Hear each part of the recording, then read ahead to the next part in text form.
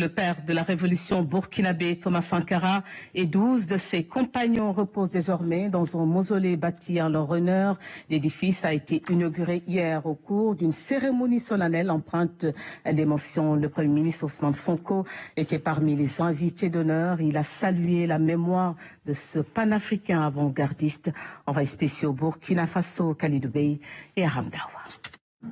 Isidore Noël Thomas Sankara, tombé ici même au Conseil de l'Entente sous des balles ennemies.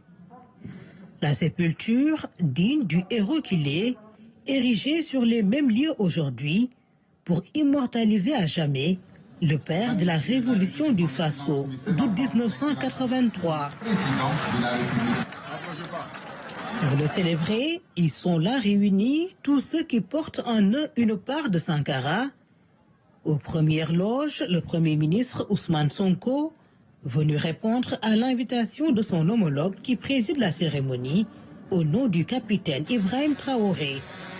Ce 17 mai, nous honorons un devoir de mémoire à travers l'inauguration du mausolée dédié au président Noël Isidore Thomas Sankara et à ses compagnons de lutte, tombés pour la patrie tant aimée, sous les balles assassines des valets locaux de l'impérialisme et des nègres de salon, tombés pour l'idéal de dignité, de liberté, d'intégrité et de souveraineté, tombés mais à jamais vivants dans nos cœurs et dans nos consciences. Le choix de cette date n'est donc pas un fait du hasard.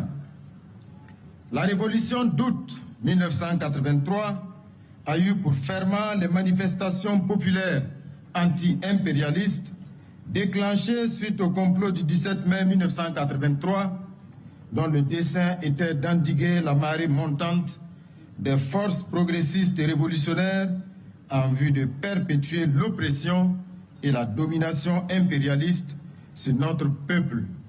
Thomas Sankara et ses compagnons ont été enterrés hâtivement ce jour tragique du 15 octobre 1987. Lui dédier un mausolée digne de son nom a toujours été le combat de ses innombrables héritiers. Le voilà réalisé aujourd'hui.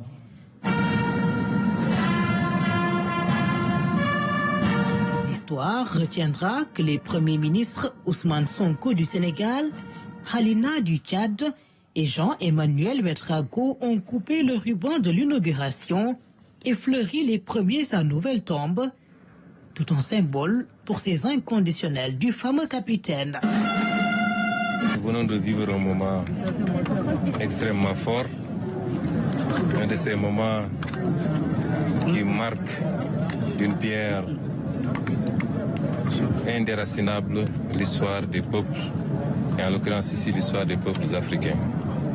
Je voudrais remercier mon homologue, son Excellence, le Premier ministre Jean-Emmanuel, de m'avoir associé à cet événement, de m'avoir permis par son invitation d'assister à ce moment fort qui a consacré, une fois de plus s'il en était besoin, un des plus grands fils de ce continent, à la personne du capitaine Thomas Isidore Sankara. C'est un moment fort qui, au-delà de l'acte qui est posé, nous renvoie à nos obligations mémorielles. L'un de nos plus grands problèmes dans ce continent, c'est notre incapacité à faire vivre nos mémoires sélectives comme collectives. Beaucoup de séquences émouvantes ce 17 mai 2025, jour de réhabilitation d'un héros panafricain, la communion avec les familles, la visite du bureau d'où les tirs l'ont surpris et le cercle funeste où le président Sankara est tombé, point levé.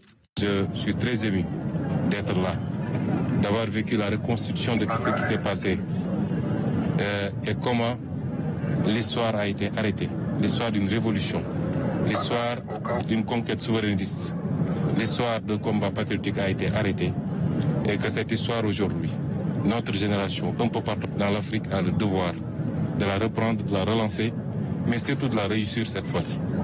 Donc je remercie le Premier ministre, je remercie son Excellence le Président du Faso pour l'accueil, pour l'écoute, pour la confiance.